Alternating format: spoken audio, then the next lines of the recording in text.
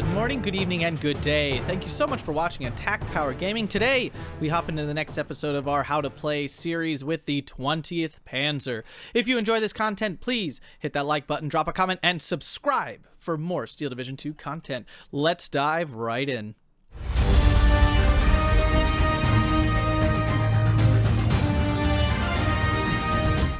So here we are with my 20th Panzer deck here. I decided to build it on balanced because, I mean, it just does everything well. You have plenty of everything.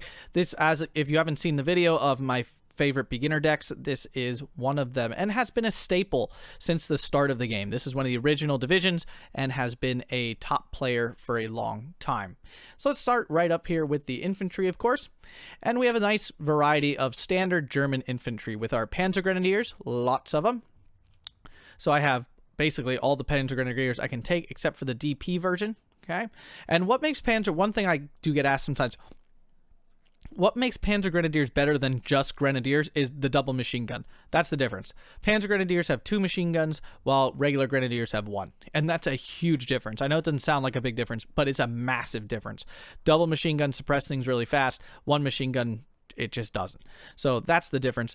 The DP are solid. There's nothing wrong with them. They are only 20-point infantry, so they are pretty good. And you get 2. So it's definitely a consideration. Might even something I switch out. I'm not sure. But it's the same like unit number curve here. So if anything, I would probably put them in A to, you know, give you a cheap infantry choice. Sauce Troop are another great option for this A phase, but I just wanted to make sure I had plenty of infantry. So I decided not to use those because you don't get a ton of infantry slots. The one thing, you don't get a ton of infantry in this deck. Pioneer SVTs, really strong. You definitely want to take them. I decided to take them in the half tracks because I'm trying to, with the half tracks here, so I took half tracks in B and C and 1 in A. I'm using these as like more infantry. You know, your half tracks can make your infantry more powerful, especially when you run into divisions that don't really have AT on their infantry, really. These things can be so annoying from them. They can be really, really effective. So that's why I'm bringing them. You don't want to go all, half tracks though. So you notice I have lots of Opel blitzes still because I want to still get to the front lines. They are way slower. Decks with only half tracks definitely have a hard time getting to where they need to go. Other options I didn't have were the Ersatztruppen. I like the Oststruppen better because they actually have a machine gun. You know, there's the difference. Ersatz are great if you prefer that. You get 6 more squads, so they're really a meat shield. So whichever meat shield you prefer, I thought the 12 was going to be okay for me. Like I said, Sauce-Truppe are a great option, especially in that A phase if you can fit them somewhere. Grenadier DP, good replacement for one of these Grenadiers if you like, but I prefer just to get the MG42s and have my quality. Sturm Pioneers, I don't think they're better than the Pioneer SVTs by any stretch, so that's why they are left on the side here. So for a total of 81, little low for a balanced deck, I know, but I'm hoping to use them well and upvet them a bunch. Recon tab, not a whole bunch of choices, but you definitely want to take the Panzer III. Fantastic tank, 50 points. It does tons of work. It punches way out of its weight class here. It can be really, really effective. Panzer IIIs are fantastic. You should take them. Hopping down to the armor tab, which of course is the highlight here. We have the card of Panzer IIIs. I decided to double vet them because you only lose 1, so it's absolutely worth taking the double vet over the single. Taking the Panzer T-34s. Decided to vet them once because 1 vet T-34s just really perform a lot better than no vet, and having 2 more T-34s didn't feel like it would make the difference here. And then I have a double vet card of Panzer IV Gs. The difference between Gs and Hs are the armor is the front armor there, 10 milliliters less, but you also have 10 points less, so it's something to consider. And if you just want more tanks, you can certainly, you know, down vet this thing to kind of spam the field. Panzer IVs are not the best tank. If you haven't seen my medium tank video, go watch that. These definitely, of all the medium tanks, I think are like the poorest performers. Their armor's just so thin. They die to a lot of stuff, so they're kind of fragile. So I prefer they overperform over kind of dud die. 2 more cards of Panzer IVs along with the fancy Panzer IV here. And see, I decided not to take the Bayeux Stalin. This used to be a must take, and now for 200 points, it's just not. It doesn't highlight itself the way it used to, so that's why I don't have it in the deck. Really strong support tab.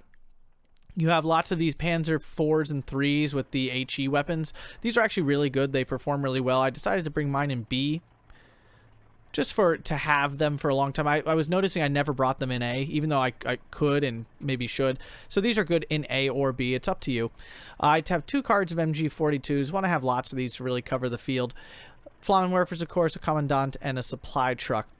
Actually, looking at this now, looking at this now, we're going to take this second card of MG42s out. We're going to put the grills in. The grills, for me, perform really, really well. I like having that long range HE fire. Then AT tab, really strong, great variety of stuff to choose from. For A here, I decided to go with the their light Pike 184R 45mm. I just like these. They have HE shells. They don't do a lot of damage, but they can certainly help support your troops. And this 75mm kills armored cars and stuff. That's what this is for. I hate getting armored car spam rush, so I like to have these. They do a good job of countering light armor all over the place, and they're really cheap. You can put them all over the place at the beginning. A squad of Panzer Vernichtungen. These are really, really strong. They should not be in the KFZs though. That's just slow for no reason. Take them in a Horsch so they go faster. Hirsch, sorry. So yeah, really strong. Just basically a beefy bazooka team. Card of Pack 40s here. Panzerschrecks in B with a card of Pack 40s in B. A lot of great options here. Martyr 1s are solid. They're a little expensive for me for them to be where, like, Martyr 3s are 35 points and they do so much damage. These I just don't find perform as well, but they're still very dangerous, and for 50 points they can still absolutely kill whatever you need them to kill. The Pack 43 is a little overboard for the most part. Not many people are playing armor that you need this amount of penetration for, and this deck also has some really strong Ju-87s in the air tab, so it kind of doesn't need it.